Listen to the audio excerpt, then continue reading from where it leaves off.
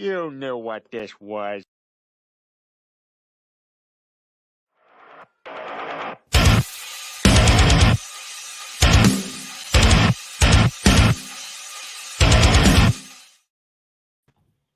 All right, ladies and gentlemen, what's up? And welcome to another episode of New Book Who Dis. I apologize for being late. I apparently can't use Twitter DMs appropriately. So, oh, hey, what's up, Krager? Good to see you, man. Thanks for joining us. How are you? Hey, Jason. Doing all right, brother. Doing all right. And also with us today is Chimera, who is the writer of this lovely tale that we're going Hey, thanks for having me. Chimera. How have you been, man? Thank you for putting up with me while I've been on crazy schedule. Oh, no problem. Ever since I got a art rep, she does her job so well that I always have work. And then Adam, I'm always helping Adam because Adam does commercials on a regular basis. So I'm doing storyboards usually for his commercials. Oh, that's awesome. So I'm always juggling projects based upon like timeline and everything else. And it's ridiculous. So, and I hate putting anybody off ever. But it doesn't look like you have been. I mean, you've been kicking out the jams, dude. By the way, can I just say, since I got you here, can I just say this wraparound cover for Absolute book 2? Holy shit, man! Like you killed it on this. Like that's fantastic. I had fun doing it. It was cool. Yeah, I mean they're fun characters to work on, but yeah, man, you've been kicking out the jams recently, dude. And the cover that I picked, this is you behind the image behind, right? Correct. Cool. Yeah.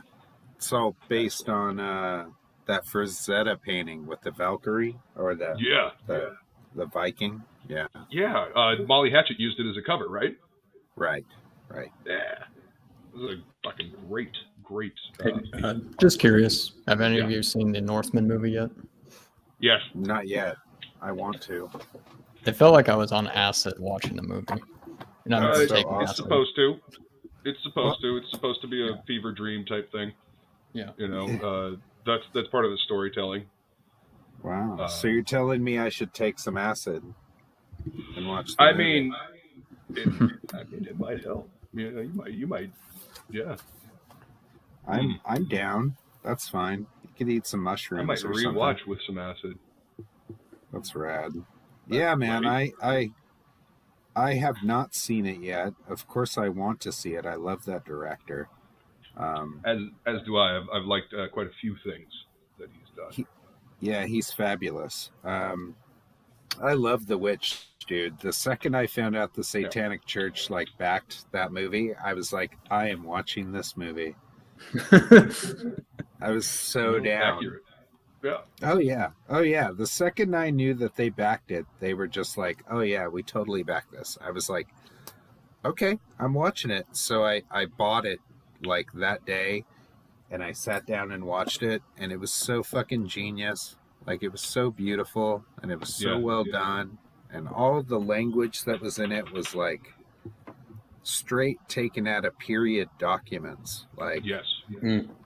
And that's what made it so beautiful and awesome. He really dove into the history and embraced that aspect of it. And of course, the whole supernaturalness of it. Oh yeah. With Robert that fucking Eggers. Goat, dude. That goat. Black Phillip. Yeah, Black Phillip. Yeah, he's a history nerd. He's a total history nerd. So that's why it turned out like that. What's up, good. Alex VRB? What's up, Flying Felines? Skull, beautiful. Thanks for coming to hang out. Nice. What's up, Shadowhawk?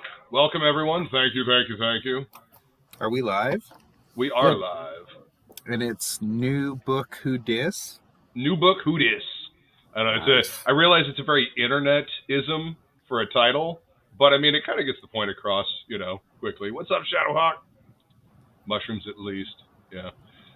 Yeah, I would be very curious to hear your take on The Northman, Krager, once you get a chance to watch it. Both Feline and I had a tough time with it.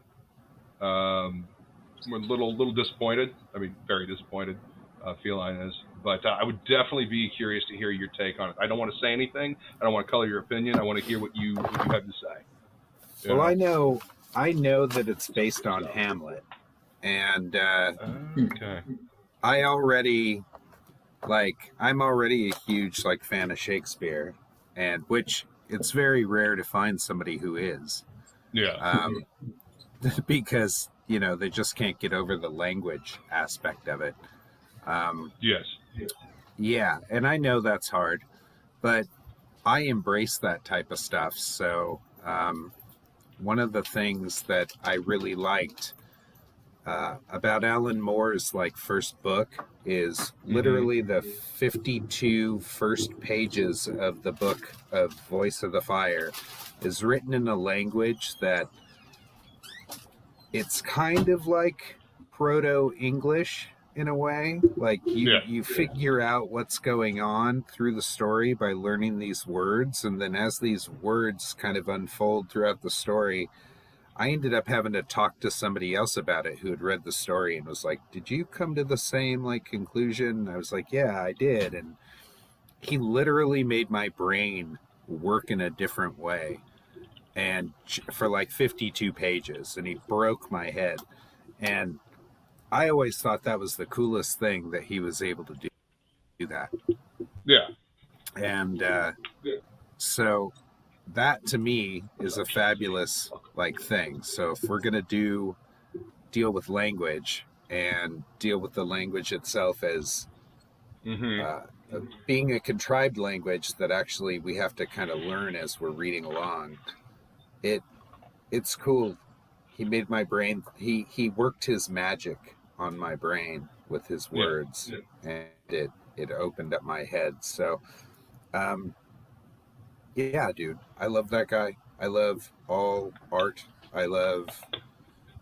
I'm looking forward to seeing this movie because I already kind of know what it's about already. And I had no idea going in. I just knew it was a Viking movie set back in the time of the eddies and the epic poems.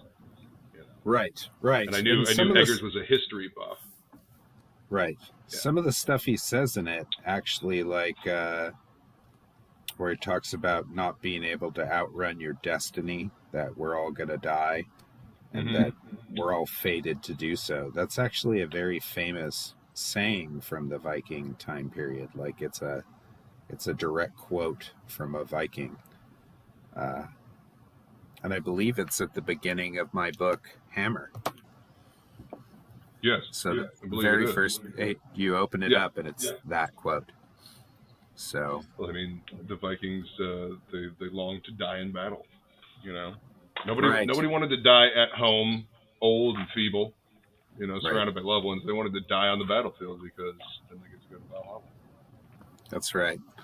Yeah. So, what are we talking about today? We're talking about Testament, are we not? We are indeed, and usually what we do is just we talk about what I was going to ask Chimera what he's been working on since the last time I talked to him, because Chimera is a repeat guest on New Book Who Dis. Oh, nice. Now, when I last talked to you, you were getting ready to fulfill SOS Volume 3. Yep. Chimera. So what have you been up to since then? Obviously, putting together this new book, but how did fulfillment go on SOS? Pretty good. Actually, I have to go to the post office tomorrow because I still haven't shipped 4 orders. I don't know what's going on, so I got to deal with that. But yeah, it's 99% fulfilled. Excellent. And it's good to see people get their books plus the metal trading card. And then I'm working on. I'm pretty much done with the main book for Testament Book 2. I'm just working on kind of the bonus story and the little Ashcan lore book. I've been looking at D&D monster manuals and Cry Havoc to kind of get a feel for how to put images and text together. So there'll be a lore book for this campaign. Okay. Just kind of a bitch to figure out the layouts. Well, I mean, you planning out something different than a comic. It's slightly different, you know. Yeah. You know. Yeah. Hey, what's up, Matt Bond? Welcome. Thank you for coming to hang out. Well, thank you, Shadowhawk. I haven't shown you the inks yet because I wanted to surprise with them, and I have to say I am almost done with Salamandroid. Probably we'll be finishing it up tonight after the stream. So, yeah, just wanted to address that. Let's see, who else we got going on? What's up, good stuff? Thanks for coming to hang out. Let me go ahead and bring up the campaign here, or the sign up. So, what do you want to? What do you want to say about Testament Volume 2 without giving away anything? Like, what's going on? What's going on with this book? There's all kinds of crazy stuff on the page here. Yeah, basically it's about a rebellion group fighting against an evil king, and so they travel to the east to gain allies and basically fight off his forces. So in book 2, they travel to essentially China and then the Middle East. So you get to see kind of more fantasy aspects, because in book 1, the region they live in is called Rhineland, and it's more advanced. But in the east, you see it looks like the 1600s with samurai. And then you see sand dragons. They meet nomadic tribes. And actually, if you scroll down a little bit, you'll see the sand dragon. There we go. Oh, okay. And that's also up here at the top. That's in the background. Yeah. Very cool. Okay. And yeah, I kind of wanted to lean into the fantasy aspect more because I kind of overlooked that in book 1. Yeah. The main character, Carl, descends from essentially Nordic-inspired gods, so he has certain powers. I tried not to make him overpowered. He has Berserker Rage and lightning abilities. And so you'll see him getting new powers in book 2. So that'll be fun. And actually, 10 minutes before the stream started, I actually got the Clayton cover colored. Let me share that. Nice. All right. Yeah. There we go. Nice.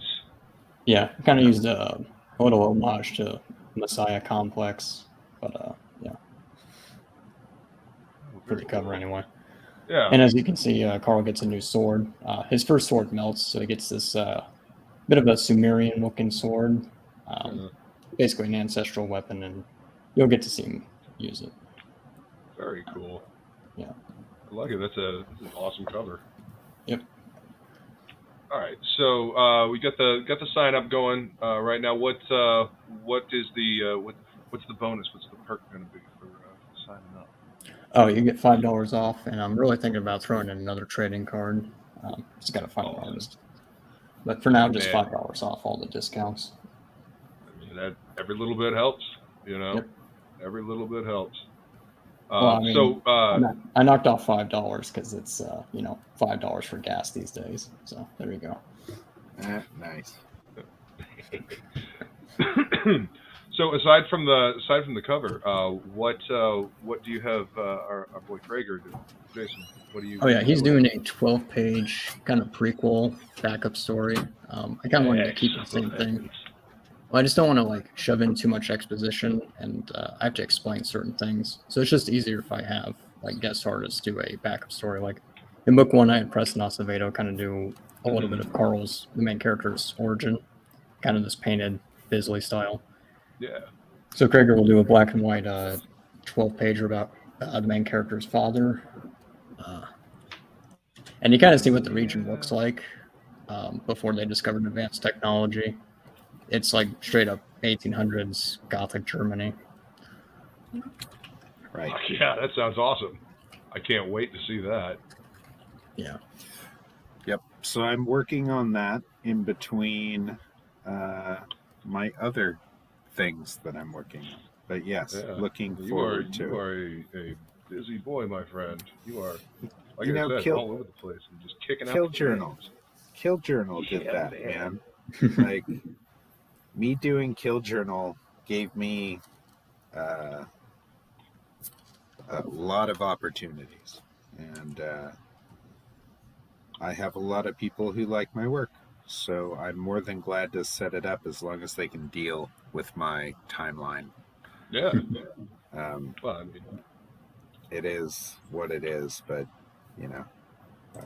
well, I mean, juggling all these different projects and being able to, give each one the time they deserve, so they get, the quality of work. It's that is a skill in and of itself. Being able to focus and actually focus everything on that project and try to give you the best that I can. Yeah, absolutely. How many times did I redo that one page I did for you, Chimera? The one with the statues? I'm not sure. I think only twice.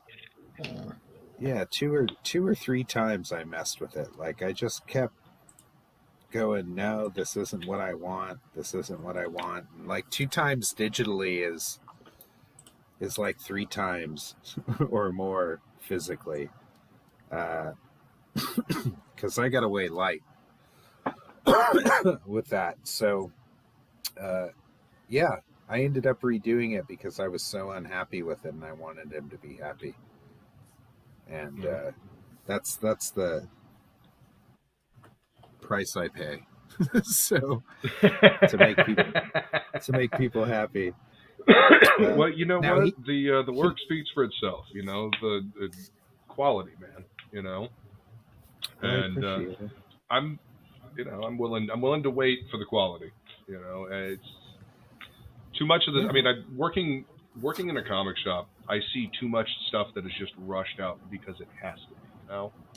Right. And we're buying these premium books and getting premium products because the creatives have time to actually make the quality. They don't have to churn and burn like being on a monthly schedule. Like, hats off to the people that do the monthly book thing, because that's is a hell of a thing. But right. most of the artwork that I see in comics now suffers because of it. It because can, it's man. Gotta go. It can. There's people like Ryan Otley that just kick out the jams, dude. Yeah, 100%. Ryan Stegman. Yeah. Yep.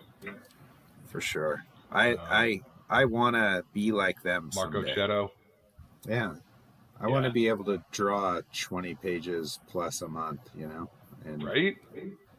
Yeah, man. Like Atomo was doing when Atomo did Akira, he was doing 40 pages a month. He did 3,000 pages in 8 years. Yep. Holy shit, man. And if you look at the entirety of Akira, it is probably one of the most consistent storytelling books ever created. Ever. That's pretty fucking amazing. Consistent storytelling over 3,000 pages. 3,000 pages, yes. You need to go buy the 35th anniversary edition of Akira. It's printed in black and white. And it's about $200. And it's about 15 pounds of books.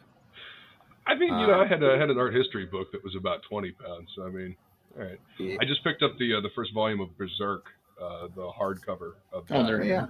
Yeah, I have that. Omnibus. Yeah. Yeah, I have that. Never read that before, so looking forward to reading that. It's good, and the storytelling's good, and I think some of the character designs are good and stuff.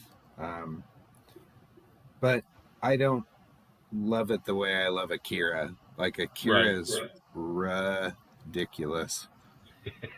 I mean, Akira is like, I mean, it's classic.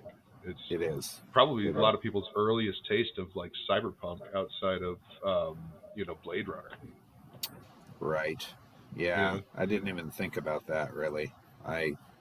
It's been so part of my lexicon for my entire life that I never think of it in those terms. Like,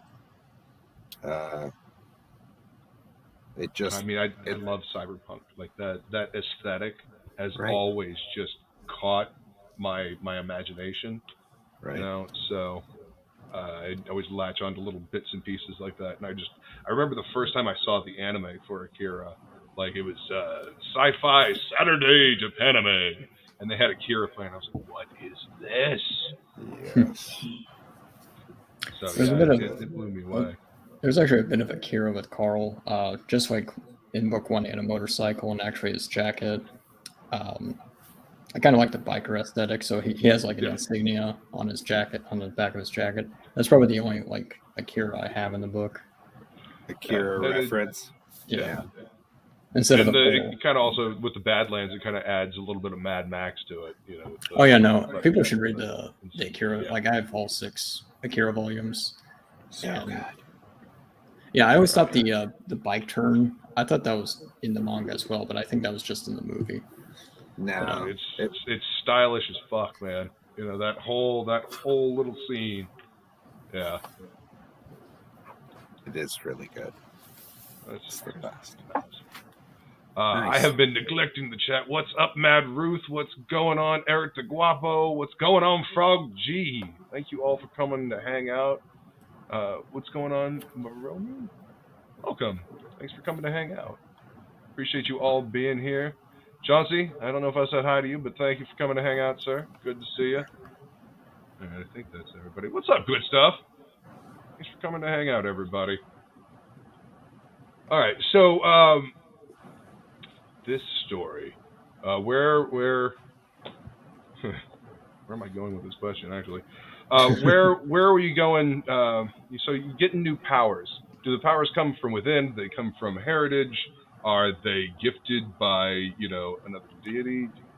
I don't want to answer the last question, but yeah, it's genetic. No comment, and no comment. Next question. Yeah, it's more genetic, though he didn't get it until he was about 18. Mm-hmm.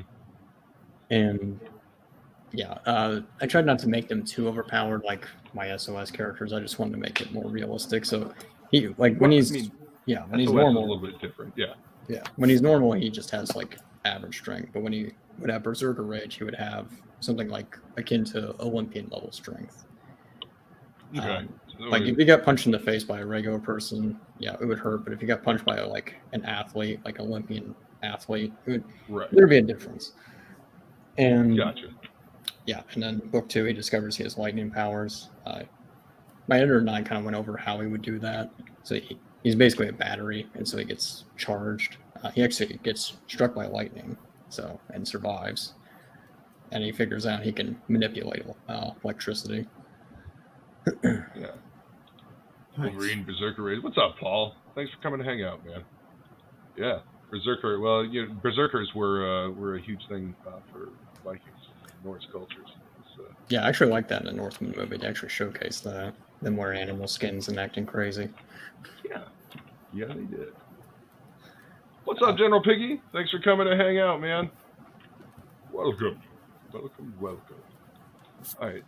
So who's doing the interiors on the regular book on the main? Same artist from before. Yep, same artist. Julian Silva. Book 1 actually had a lot of art from 2019 and 2020, so he's gotten like a lot better. And Vera's doing the first half of the colors. Unfortunately, she's busy, so Marcos Martin, the original colorist, will just do the second half of the book. Okay. Yeah, it's a good thing I had the first like chapter done. I don't have anything to separate the chapters, but yeah, the first 24 pages is his own story, and the last 28 or so are a separate story as well. Let's see. Actually, let me show some art Krager did a while back. Please do. Yeah, so I mentioned lore book, and I don't know if I explained it well. So basically, it'll go into the like history of the planets, character biographies, explain the royal family powers and all that good stuff. So this would be the originator of the old gods, and then these would be siblings, and they all kind of rule parts of the world. It's a bit Anunnaki-ish. I didn't want to go with ancient aliens, but it kind of is that. Well, yeah. You know, I mean, if the shoe fits, so. Oh man, that's beautiful. Yeah, love it. this will be color. This will be color. Just looking at the image, there's so much storytelling in just the image and the characters, and I am intrigued. When the campaign goes live, I'll have a mock-up of how the lore book will work. It'll there'll be like splash pages like these, but then there'll also be kind of small pieces of art with text, like I mentioned before, Cry Havoc books. Yeah. Or D&D monster manual, something like that. Just not as. Oh yeah, this totally makes me feel like I'm looking at a D&D monster manual. Yeah, absolutely. You know, I love the curvilinear perspective on that too. It's great. Right. See, the bird agrees. Yeah, that's right. He's telling me to get to work on Hammer. Right. Yeah. Oh man, I cannot wait to have the physical book in my hand, but you guys are going to love that book. So I can give an update on that. Nice. So I went to a third printer. This printer did better, but we're printing in black and white, and we're having a problem with the interiors dropping to like 90% black for some reason. And we're not sure whether it's the creation of the PDF, the printable PDF. Yeah. And whether there's some default setting that possibly like grays out your blacks. And then I started looking into it, and I guess that's a common thing that happens. So I ended up going back and like looking at all my pages to make sure that they were, you know, all grayscale as black as they possibly could be. And the only thing to like, I could think to like change it would be to print an RGB, like literally create a color page for a black and white page, drop all the red, green, and blue, and keep the K files. Right. And then pump your K file to 100%, and you have a black and white color file essentially done in an RGB, and that might give us that rich black, but I want to know why when you create a PDF that it drops the opacity of your black to 90%. Like, why would it do that? Bizarre. No, that shouldn't do that. And nothing has changed in the last several years that I've done, Kill Journal, and we never had a problem. Yeah, you did back Hammer, buddy. Thank you. When did you back it? Or did you back it recently? Thank you. So I have it at the printer. They just got us those proofs. There's a problem. The guy who actually save ink from the office, nice. So the gentleman who's supposed to actually like know all of that stuff is going to be in tomorrow, and we'll end up talking then. Can you guys give me a minute? For sure. Hold on. Actually, General Piggy asked in the chat. Yeah. That was my next question, General Piggy. Yep. June 3rd, actually on Bancroft, so that was awesome that he could fit me in. Awesome. June 3rd. Yeah, I have some sketch cards to get done. I completely forgot about that. Some pages to get colored of the characters fighting pirates. And that's about it. I got the Clayton cover colored, and yeah. Okay, so you're gonna have just the two variant covers, or you gonna surprise people? You got surprises in store for people. If I somehow manage to trick Dylan into thinking I'm a hot chick, maybe that'd be great. I'm pretty sure he told Mandy he sent her a dick pic. That's a fair trade. I'll take it for a cover. But seriously, two for volume 2, and then a reprint cover by Donald. Cool. Yeah, actually, that was actually the first piece. So wait, you're doing a reprint of the first one with a Donald DeLay cover? Yeah, it was actually. Have you shown that yet? Yeah, let me bring it up. That was actually. I love Donald's work, man. Yeah, that was the first. Motherfucker may not know how to cook a steak to save his life, but he can draw his ass off. That's for damn sure. Yeah, I had to like mute him for a while because of the fucking steak things. Oh man, the epic steak wars that we would have on Twitter. Some of that shit would just, it would crack me up. There was something there and then it disappeared. Yeah, actually, I brought up the first printing. Oh. Here's the second. There we go. So here's Right. This is actually a piece from 2020. I think this is. Okay, yeah. I remember seeing this before. Yeah. I meant to have it on the first campaign, but I had 3 covers, and I'm like, so I did a poll, and people preferred 2, so I just saved it. So yeah, this is from 2020. This is. No, it's perfect for a reprint. So perfect for a reprint cover. Yeah, that's badass. I think Donald actually designed Carl. So yeah. So I'm back. Welcome back.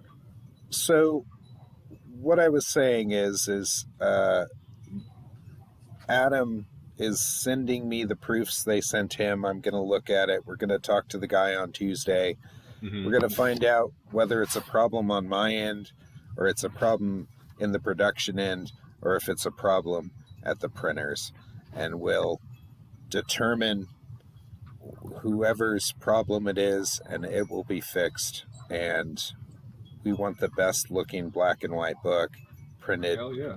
Super nice. And I've printed oversized versions of the pages. Like I've gone to a print shop, taken my pages, blown them up to 11 by 17 and printed them. So I know what they're supposed to look like. Yeah. When I see my pages. And if a printer down the street can give me blacks from my TIFF files that I essentially drew in, then I'm assuming whatever's going on can be easily fixed. So I would hope so. Yeah, I'm really bummed about it because it's been like 3 printers now, and it's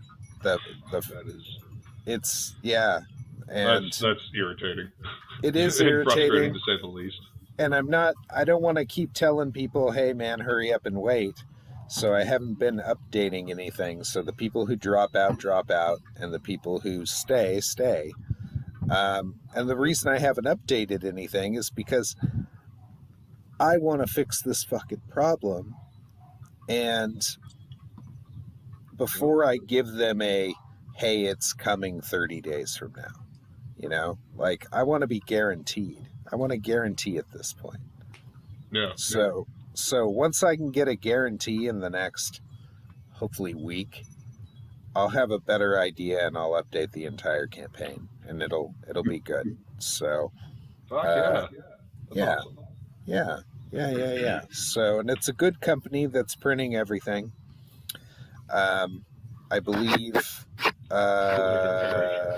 Rini used them also. So it should be good. We shouldn't have. Everybody's been having the printer issues. I don't know. Yeah, man. I mean, exactly. If your printer, like the print shop down the street, can get the levels correct from the stuff that you have, right? Then there's got to be a reason. There's something lost in translation. So it's either the software thing, PDF construction, or it's the printer aspect of it. And I've used an offset printer. I used to work in the printing industry, so I get what they're doing. Right. But I'm pretty convinced it's in the PDF manufacturing aspect of it, the printable PDF. That's kind of what it sounds like to me. I mean, can they not take like an EPS of something like a .EPS file, whether it's from whatever you laid it out in, whether it's a Photoshop, Illustrator, InDesign. Oh, it was InDesign. So, yeah. Yeah. Shouldn't InDesign be able to save an EPS and just have everything, encapsulated? Yeah, it should. So, and I'm wondering whether something happened in the midterm because, Adam does color books. So when we do color books, we get all that color information and we just dump it into InDesign. but he doesn't typically do black and white books. And I don't know whether it's the paper, whether it's InDesign, whether it's like we have to find and track it down. And once we do that, it'll be fixed, and then that'll fix everything in the future too. So when we go to print 2, we already know that it's going to give us a effing problem. So we're going to adjust to meet that. Yeah. Fix it ahead of time. Exactly.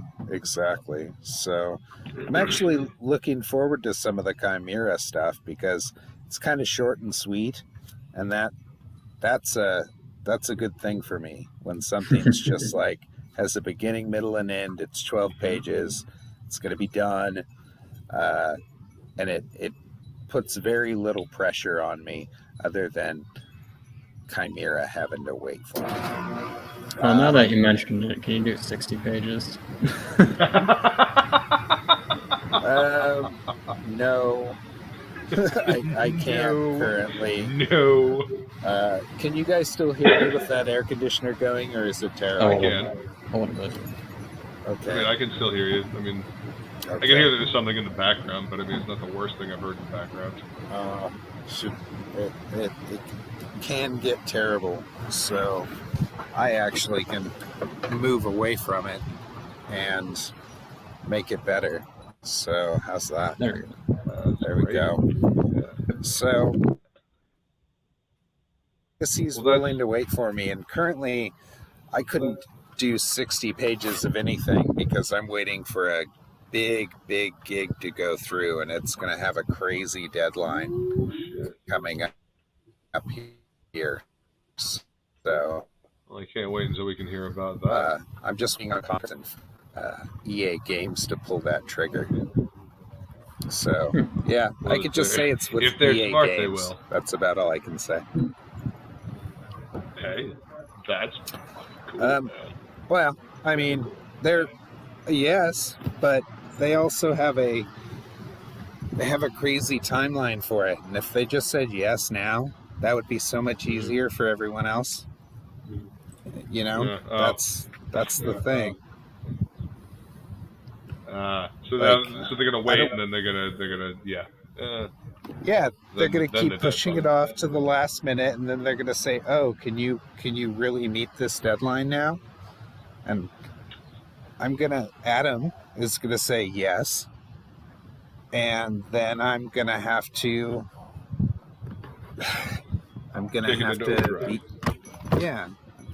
be all crazy. So yeah, I'm looking forward to the project, but I want to be able to put the time I want to put into it because I want to be able to sell the pages because it's such a large property. Right. You know, let me put my time in. And I almost want to call him myself and be like, dude, give me as much time as possible. Why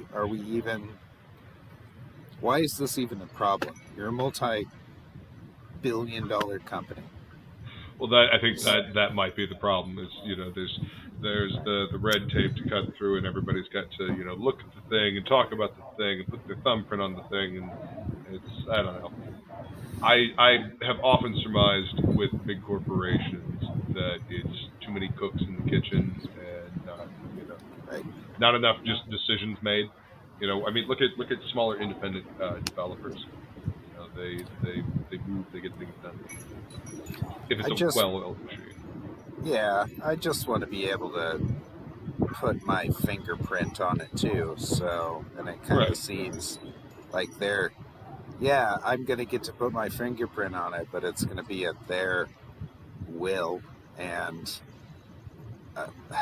I love what the property that I'm hopefully going to end up doing. I love, okay? And they may not know how much I love this property, but I'm truly a fan. I played all the games. I beat all the games. I became obsessed with them. When the possibility of me working on this became a thing, I went and replayed the games just so I could, have that thing, and they're just as good as they were 15, 20 years ago when they came out. Right. This is authenticity.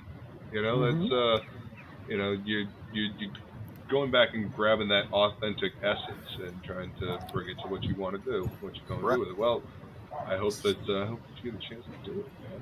I do too. So we're just waiting on them. When they pull that trigger, I'll let everybody know. Hell yeah! Look forward to seeing that too. Yeah, it'll be good, man. So we're gonna be doing lots of stuff. It'll be fun. But I'm really looking forward to the Chimera stuff because it's manageable enough that I have enough time that I can put my fingerprint on it, and it'll be good. So, Thanks, much appreciated. Oh yeah, no worries, man. No worries. Definitely looking forward to that 12-page story. That's going to be cool. It's going to be neat to see the story back in time, the prequel type story. You know, about his father. That's going to be fun. Yeah. All right. So if you had to encapsulate the world of Testament in, I don't know, I guess a sentence or two, Chimera, how would you describe this story? It's a science fantasy series. Basically everything I loved about Vampire Hunter D, Akira, and sad to say, Dragon Ball Z. There's just a little bit. There's not too much. Carl. Yeah, like Carl's a bit of Carl's a bit of Kaneda and a bit of Trunks, and then some other stuff. Yeah. I think he actually had a red jacket originally, but I'm going with blue. Yeah. Looking at his character design, it might have looked a little out of place red, because I mean, looking around at the other characters and thinking about the book before, no real super bright characters like that, and we kind of stand out in the middle of this kind of wasteland stuff with the sand dragons. Yeah, if we hit enough funding, I would like to add another bonus story by another artist. I just don't know. It depends on deadlines, but it would be either for book 2 or book 3. It'd be about Carl being a mercenary, basically a year 1 kind of situation. Oh, okay. And still taking place before the first book of Testament, kind of. Yeah. Given. Okay. Yeah, and basically he'd be in the Badlands, and you kind of see like it looks a bit like Mad Max, but the whole world isn't like that. It's just kind of like the desert area where all the undesirables kind of live. Right. Yeah. It's a pretty wicked cover by Joe. Do you have a bigger image of the cover by Joe Ball? Just to tease the audience, because this is a very small picture. Actually, we'll just go through the kind of preview campaign. So let's see. Okay. Whatever you want to show, man. There we go. So that kind of, his covers are really good. It's almost like a movie poster. It shows you everything, the 3 main characters, his companion, and the antagonist himself.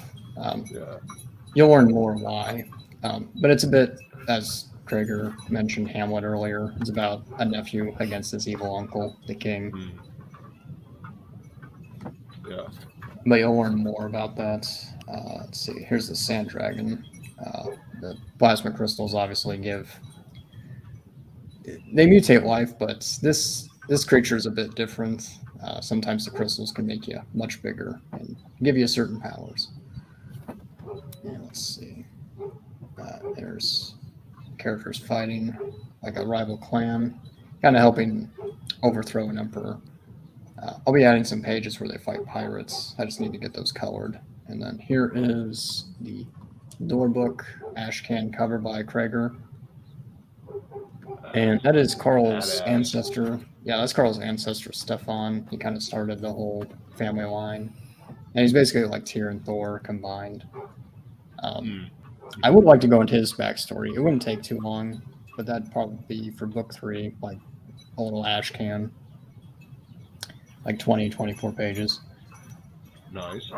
Yeah. You know, I love the little extra stories. I love the ash cans. I love seeing that stuff in campaigns. You know, Yeah. I don't know. It feels like going to a convention and getting like this little extra taste of something that's coming. You know, this little extra thing that you wouldn't normally get. I don't know. That's one of the things that I love so much about this whole scene that we've got going on here. Like this is we do these little panels. We have conversations. We get to talk to our audience. We get to get excited about the book, and and then with the crowdfunding, you get the extras, the tchotchkes, or cards, or just stuff, the extra stuff that you get to enjoy along with. Like I love my metal bottle opener that I got with Butch Lever. Oh, Yeah. So I mean, I love stuff like that. The cards and everything. I don't know, the swag from the convention. That's the word I was looking for earlier. The swag from a convention. You have that stuff and you're excited to go home with it.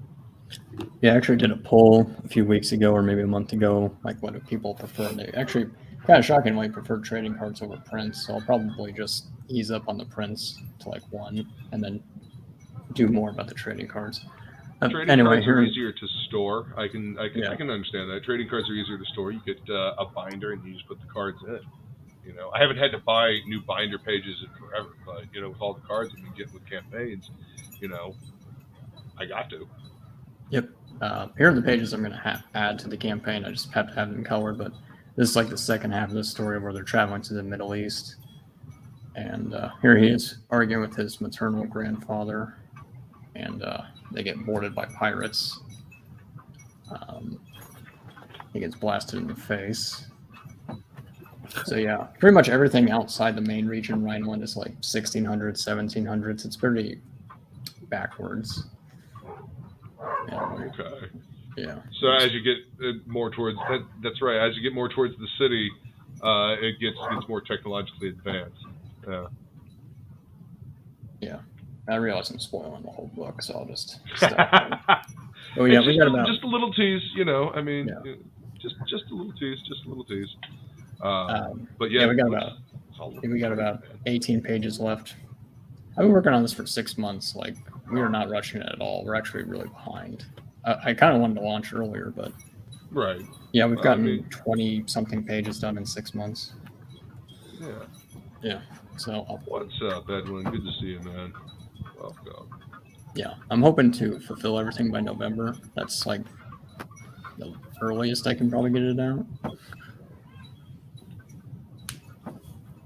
I'm sorry, I was reading this comment down here. I don't know what to do with prints of stick cards and deck boxes as I've seen. Yeah, I prefer cards. I have like a little box I put all my prints. It seems like a waste just to throw them away, but yeah. Yeah. So you were thinking when you're thinking you're going to launch this or ship this book? November. Yeah. I can't say December because printers will be closed down or very behind. So. Oh yeah. Yeah. Towards the end of the year and as it gets towards the holiday season, they do have a tendency to get bogged down. Like the idea of metal cards with a bit pricey and this is a big campaign. Can be. Depends on who you go with. I ended up buying a portfolio for prints just because, exactly, I only have room for original art on my walls. Hell yeah. Yeah. The depending on the size of the print, the 11x17 portfolio books that they sell at Hobby Lobby and Michael's and whatnot. Get one of those and just slide your prints in there, and that way you have like a coffee table book. Yeah. What's going on, Ibai? Good to see you, man. Thanks for coming to hang out. Do a mail-in style burn stream with the extra stuff. I don't know if that would go over well. I don't have actually I do have a fireplace. Well, yeah. I mean, if you want to keep it rare, I guess. Mm-hmm.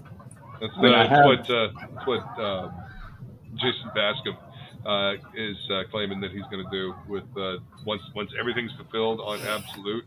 He keeps saying he's going to burn the rest of it. He probably will. I always keep replacement, or I have like replacement books, but Right. I'm not going to reprint the Rob Willis cover. Actually, I only have 3 left over, so I don't know if I'm going to make that. Right. Like I said, it's exclusive to Indiegogo, but I'm definitely never going to reprint it. But I might just add the leftover books I have. Oh yeah. I mean, But there's only like 3 of them. I just don't know if that's like worth it. I mean, you might save it for if somebody asks for one specifically.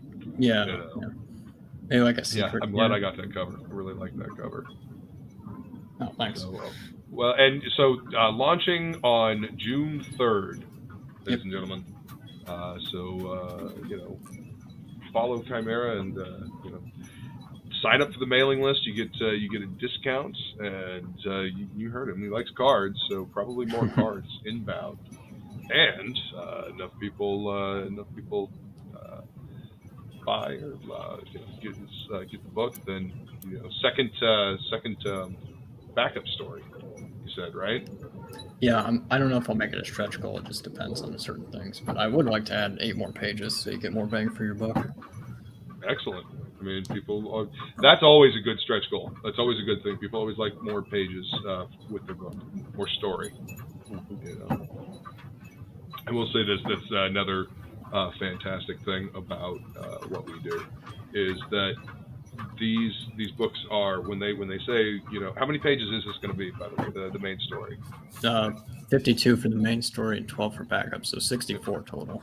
64 pages, and that's all story, ladies and gentlemen. That's all story. That's not a couple pages, then an ad for something else, and then a page, and then an ad for something else.